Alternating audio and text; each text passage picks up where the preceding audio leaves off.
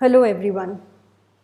This lesson and the ones to follow have been made with the intent to carry forward my father's legacy, his passion for teaching, his passion for preparing students for examinations like the civil services and other competitive exams.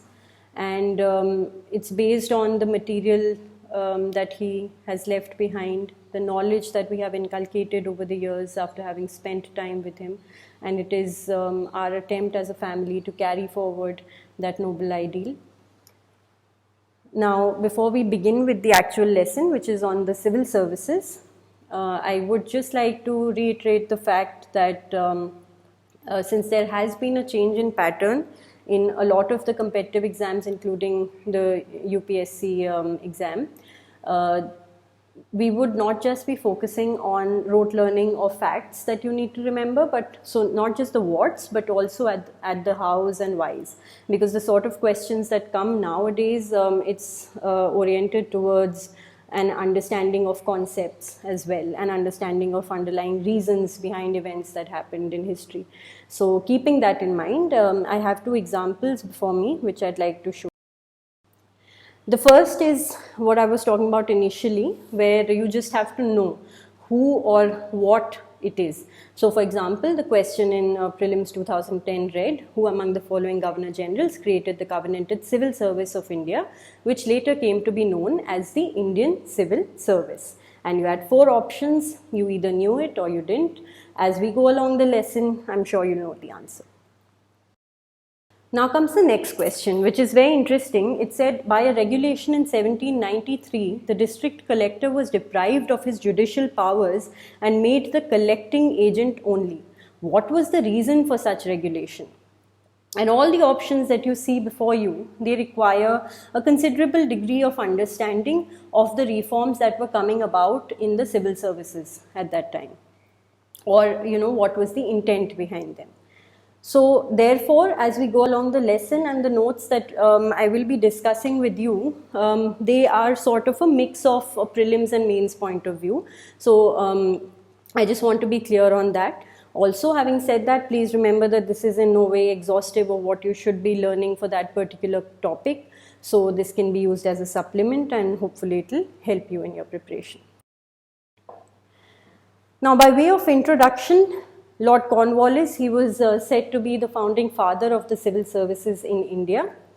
And at the beginning, things were a little different in the sense that who you called civil servants, they were just servants of the East India Company who were engaged in the commercial affairs. And this was done to just distinguish them from people who were serving in a military or a naval capacity.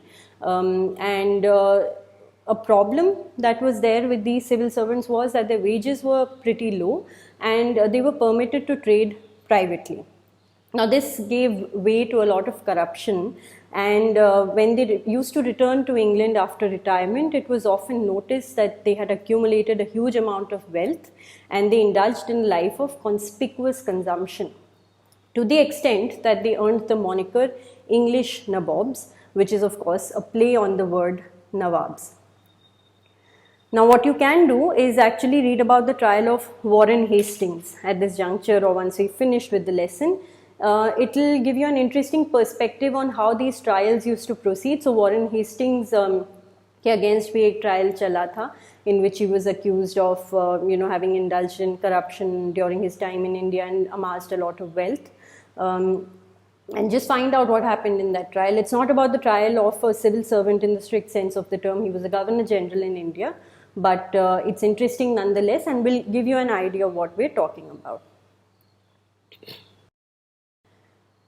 In 1675, the company had created a regular gradation of posts in the following hierarchy, and this is starting with the smallest. So we started with the apprentice, then there was writer, there was a factor, there was a junior merchant, and then the senior merchant. But what happened is that after the company acquired territories, civil servants were entrusted with administrative tasks also. So it was not just regarding the commercial affairs of the company. When this happened by 1765, the term civil servant came to be used permanently in the company's official record. Now we come to the Cornwallis factor. Lord Cornwallis had come to India as Governor General in 1786, and he was determined to get rid of the corruption prevalent in the administration and also to ensure efficiency. He believed that one of the major reasons for the rampant corruption in the administration was in fact the low salaries that these civil servants were being paid, and of course, the free rules regarding private trade, etc. So he enforced a strict rule against private trade and acceptance of presents and bribes by the company's servants, and he also increased their salary. An example of this is that the salary of the district collector became 1500 rupees, and in addition to the monthly salary, a 1% commission on the total revenue collected from his district was also paid, to the extent that the company's civil service became the highest paid service in the world. Then Cornwallis also believed that promotion in the services should be by seniority. He believed that this would help eliminate any external influence and bias when it came to promotion. Then he also believed in the rigid and complete exclusion of Indians from the services. This was owing to his personal belief that every native of Hindustan is corrupt, and also to a general belief among many British who said that an administration that is based on British ideas, institutions and practices could be firmly implemented only by the British, because there needs to be some sort of match between the values and ideals of the rulers. If people who are in the administration don't adhere to the same values, in this case the subjects, then it would be of no use. The English did not trust the ability and integrity of Indians, and John Shore, who was the successor of Lord Cornwallis, had commented, "The fundamental principle of the English had been to make the whole Indian nation subservient in every possible way to the interests and benefits of ourselves, and the Indians have been excluded from every honor, dignity or office." Bipin Chandra points out that this exclusion of Indians from the higher grades of the services was a deliberate colonial practice, because the services were essentially meant to perpetuate and consolidate British rule in India, which could of course not be done with Indians at the helm of affairs. Then Lord Cornwallis was responsible for these changes, and officially in 1793 it was laid down that all the higher posts in the administration worth more than £500 per annum were to be solely held by English men. Lord Cornwallis also introduced the Covenanted Civil Services, or the higher civil services. Now, how are these different from your regular civil services on the non-covenanted civil services? Because the covenanted civil services were created by a law of the company and were much sought after.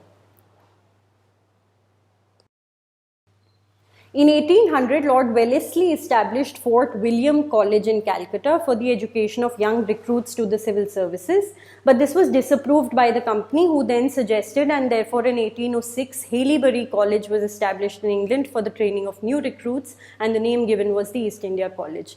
This was essentially done because the company was not satisfied in the way that the proposal for Fort William College had been passed. They did not think it had gone through proper channel, and therefore they decided to have this college in England instead.